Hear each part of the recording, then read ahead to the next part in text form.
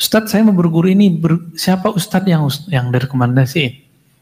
Kenapa? Karena Imam Ibnu Mubarak pernah mengatakan al-isnad minad din.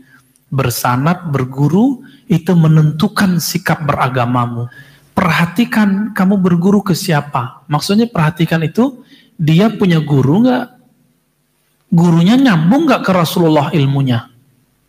Maka jangan berguru kepada yang bergelar. Bisa-bisa nanti silsilahnya ke iblis kan. Bahaya. Ini adalah multi level marketing yang sesungguhnya. Maka jangan ragu. Memulai wakaf dengan diri kita sendiri dan ajak orang lain. Assalamualaikum warahmatullahi wabarakatuh. Assalamualaikum. Terima kasih banyak Pak Ustadz. Keilmuannya bagus banget. Alhamdulillah. Saya mau tanya, tadi sampaikan bahwa kalau sebaiknya tuh kita belajar di banyak guru. Ya. Kalau para guru-guru kita kan keilmunya sudah mengetahui, sehingga pada saat kita belajar di lapangan kita mengetahui ini baik, ini tidak baik. Untuk seorang seperti saya yang memang masih mencari ilmu kan dikhawatirkan kita tidak tahu mana yang baik, mana yang buruk. Bagaimana caranya? Pertama itu. Yang kedua adalah seperti yang Ustadz sampaikan betul.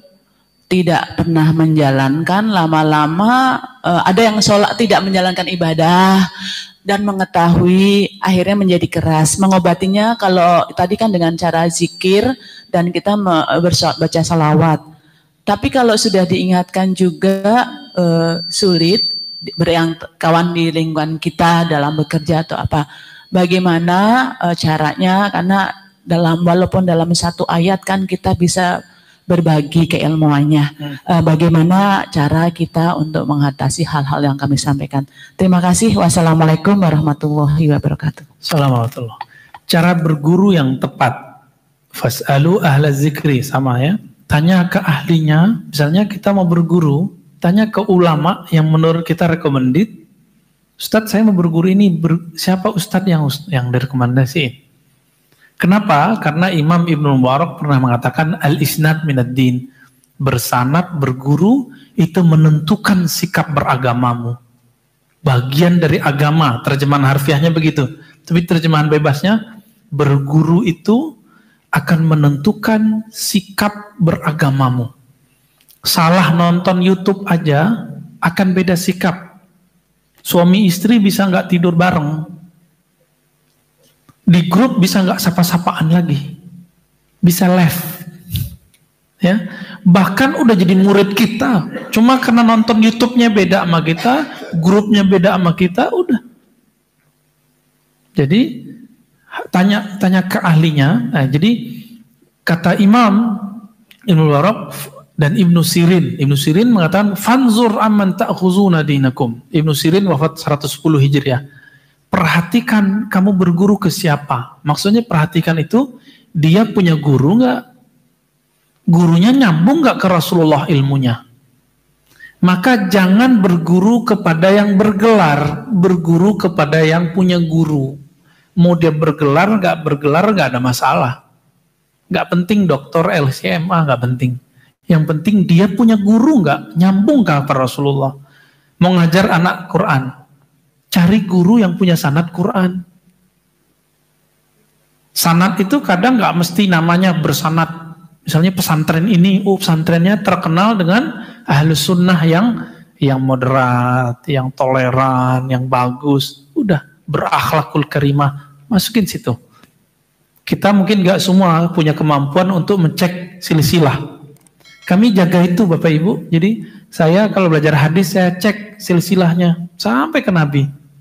Belajar hadis saya cek, belajar zikir. Karena kalau belajar zikir itu namanya tarekat. Belajar tarekat kalau nggak ketahuan sanatnya, bisa-bisa nanti silsilahnya ke iblis kan. Bahaya.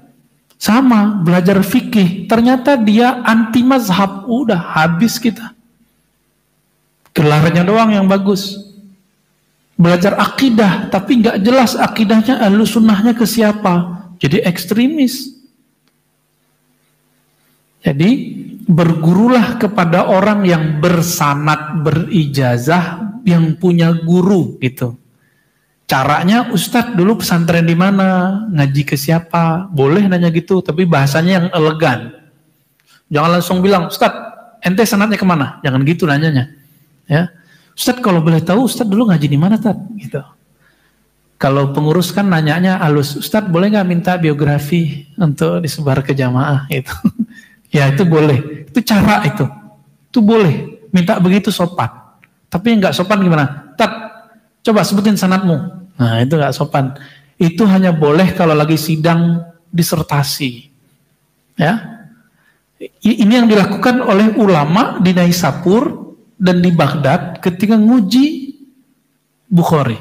Maka Imam Bukhari kemudian dikasih gelar oleh ulama Naisapur jadi Tabibul Hadis. Itulah gelar doktor pertama, Tabibul Hadis. Dokter hadis. Itu gelar pertama dalam Islam. Masuk lagi ke barat menjadi doktor, balik lagi ke kita. Sekarang jadi PhD dan doktor. Ya kan? Dulu di Indonesia pernah doktorandus ya. Doktors, banyak dokternya. Jadi bertanya gitu boleh. Bertanya sanad dengan cara yang elegan ya.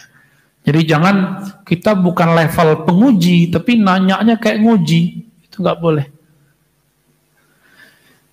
Apalagi yang kedua tadi tentang cara ngingetin orang ya. Sebenarnya kalimat yang benar, kalimat yang baik, kalimat yang tepat, tapi disampaikan oleh orang yang tidak tepat, itu menjadi kurang menarik. Contoh, ada kawan saya buat training motivasi menjadi orang kaya, tapi dia rumah pun masih ngontrak. Mending tinggalnya di Latinos. Ya, ini saya baca tadi kayak Brazil, Spanyol gitu ya. Tapi Spanyol bukan yang Cordova. Dia buat training untuk kaya, tapi dia nggak kaya. Didengar nggak Pak? Jadi kalau bahasa Arabnya, hum sayasma'unak, mereka akan mendengar kamu ba'dama asbahta asariyan ghaniyan. Kamu baru didengar kalau kamu sudah jadi kaya. Kata-katamu dikit langsung jadi viral. Ya kan? Jadi kalau yang ngomong itu orang-orang selebriti atau konglomerat, itu kata-katanya ngefek. Tapi kalau yang ngomong selevel atau di bawah, maka dia nggak masuk. Jadi ibu jangan lewat ibu ngomongnya. Lewat jalur orang yang dia hormati. Bukan berarti kita kemudian jadi baper. Aku nggak dianggap sama dia, nggak usah merasa dianggap. Ketika kita berdakwah, nggak usah merasa dianggap. Itu. Kita mau mengingati orang, nggak usah merasa dianggap. Ini tips dari Imam Sya'rani, Imam Ahlus Sunnah, ahli kolbu. Apa kata beliau? Jangan kamu mengajari orang sampai kolbumu punya satu sifat. Apa sifatnya? Mencintai semua makhluk Allah, membuang kebencian kepada semua makhluk Allah. Berat nggak tuh?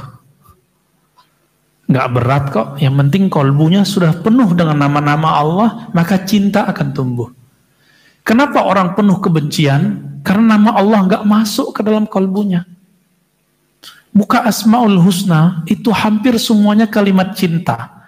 Rahman, Rahim, cinta nggak? Ya, itu 70% kalimat cinta, sayang, memberi, mengasihi, udah itu aja. Yang marah cuma berapa, menyiksa cuma beberapa, pembalas cuma beberapa. Selebihnya kalimat cinta. Jadi jika ingin mendekatkan diri kepada Allah, ingin kata-katanya diterima oleh makhluk seperti hamba-hamba menerima dari Allah, maka caranya bergantunglah kolbunya dengan nama-nama Allah. Jadi tipsnya begitu. Tipsnya begitu. Ya. Sebagai penutup, ulama kita supaya kolbunya dihiasi dengan nama Allah. Ada namanya Syekh Syah Waliullah, ahli hadis dari India yang lama di Madinah terus ke India. Itu kalau zikir setiap hari nggak kurang dari 5.000 sampai 10.000. Kita mungkin nggak sanggup minimal zikir pagi, sore. Nah, ayatnya padahal nggak begitu. Al-Ahzab ayat 41. Ya ayyuhallazina amanu zkurullaha dzikran katsira wasabbihuhu bukratan wa asila. Beda kita dengan ulama itu apa? Kita cuma ngamalkan ayat 42, tapi tidak ngamalkan ayat 41. Hai orang beriman, sebut nama Allah sebanyak-banyaknya. 1000 banyak nggak? 10.000 banyak? 100.000 banyak? Nah, itu yang disebut banyak. Terus bertasbihlah pada saat pagi dan sore. Ini yang kita sebut zikir pagi. Jadi beda nggak amalannya? Zikir pagi sore orang awam. Zikir sebanyak-banyaknya. Itu yang disebut waliullah, ulama. Ini yang kolbunya sehat. Kolbunya bisa ngobatin orang. Dekat sama dia sembuh. Dengerin kata-katanya bikin semangat beramal. Ini kolbu yang ayat 41. Surah Al-Ahzab. Surah 33 ayat 41. Tapi kalau levelnya baru level 2, zikir pagi sore, itu kekuatannya baru pagi dan sore juga. Ya, belum bisa kekuatannya setiap saat. Kenapa guru itu bisa mengobati orang walaupun lagi tidur? Karena tidurnya pun ngikut Rasulullah Sallallahu Alaihi Wasallam. Tidurnya pun ingat Allah. Makannya pun ikut Nabi, ingat Nabi Sallallahu Alaihi Wasallam, ingat Allah Ta'ala. Diamnya pun ingat Allah. Wajar kalau mereka diamnya pun bisa membimbing umat, apalagi kalau sudah berbicara. Udah 610 Pak, cukup ya. Terima kasih telah diundang ke tempat ini. Saya agak jauhan aja dikit ke Pengasinan sono Sawangan ya. Semoga jalannya Bu beda sama jalan BSD. Semoga ini pertemuan diberkahi oleh Allah, diridhai oleh Allah Ta'ala, dan dosa-dosa kita diampuni, ditutup aib-aibnya, disampaikan kolbunya kepada kolbu yang sehat, yang sahih. Amin rabbal alamin. Banyak zikrullah, bergabung dengan orang-orang soleh. Wassallallahu ala Muhammad subhanakallahumma wa bihamdika asyhadu an la ilaha illa anta astaghfiruka wa atubu ilaik. Assalamualaikum warahmatullahi wabarakatuh.